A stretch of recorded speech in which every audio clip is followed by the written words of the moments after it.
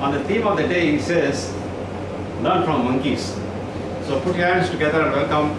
Before that, let me ask the evaluator to give a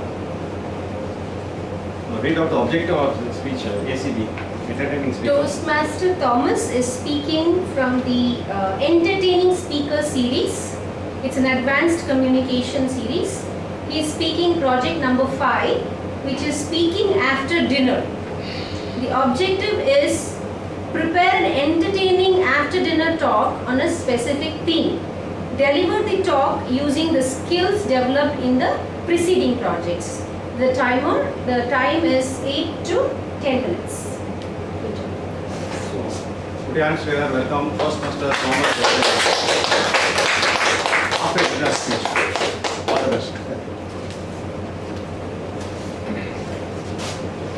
Chief Minister Mr. Oommen Chandy, Chairman of the Board of Advisors Dr.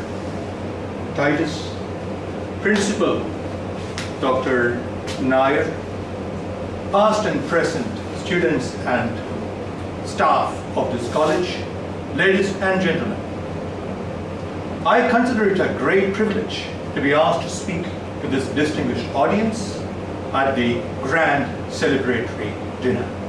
It also bestows on me a rare distinction of participating in the Silver Jubilee and now the Platinum Jubilee celebrations of my alma mater. I was a student of this great institution from 1965 to 1970, doing my pre-degree and degree classes. I remember looking back, those 5 years truly molded me for my life, ensuring my safe passage through my teen years from 14 to 19. They ensured my physical, mental, and moral well-being and health. I also imbibed from the air, as it were, a general optimism and idealism, maybe the byproduct of those times of simple, humble, rural outlook, where ambitions were limited and the view of the world outside the state was also limited possibly. Kerala's air was then thick with socialism, secularism, humanism, and a general robust belief in the oneness of humankind, in the dignity and equality of man. These were not labels or self-proclaimed claims. These we just breathed in as values along with the fresh air we could breathe in. Having heard the eloquent speakers, the alumni, the illustrious alumni, talking about the college life, I thought I'd be better suited as the only hostler to talk about life after college hours. We were 125 or so in our hostel, middle class, true struggling middle class. The children from El Dorado, the children of the Gulf Malayalis, were yet to arrive on the stage. Television wasn't there. WWW might have been somebody's thought. Telephones like my college mate, Vidya, who followed me after 10 years, pointed out, and I did my classes in 1970s. Telephones were rare. It was only the Jamindars had telephones, and it had to be dialed. And newspapers, a couple of them, and radio were all that we had as a window to the world. We were, like the rest of India, impervious to consumer brands. The brands that excited us were either individuals, personalities, or ideologies. Senator Robert Kennedy, Martin Luther King Jr., and revolutionary Che Guevara all were assassinated during the time and naturally claimed some of the sympathies of the generation. It was a bipolar world, US and America was caught up in a quagmire called the Vietnam War. The anti-American sentiment prevailed in Kerala and they closed down the USIS establishment without waiting for the for the library books to come back. The Chief Minister, I'm sure, will remember that the anti-Hindi agitation, of which had a small bit role, much less than yours, sir, and the Indo-Pak war were also features of that time. We were part of the first batch of hostels, even when construction was going on. One day, our a former headmaster, our warden, Mr. Abraham, he knocked at closed bathroom door after 7 o'clock, just curfew hour. Who is that? A mason, sir. All right. Move to the next door. Who is that? Another mason, sir. Abraham, sir, waited and caught my roommate Alexander, who, when he came out of the second bathroom, he was sweating despite the cold water bath he had. But Abraham, sir, let him go. That delivered the message. I was in the third year, the hostel secretary, the general secretary. It's like the prime minister equivalent. We used to think those days. Lunchtime, there is big commotion in the lunchroom. What's happening? I went in. Great! Dead cockroach in the pickle served in the plates of one of our colleagues. As student leaders, we had every right to act and sound like the opposition in the bell of the house. But then walks in another lecturer, come warden, Matthew, sir. There I can see him seated. Hello, sir. Matthew, sir, was and is a pious man, deeply religious and very, very scientifically minded. He assessed the situation and without giving a chance for any of us to say anything at all, scooped up the dead body and the pickle and swallowed it. Silence.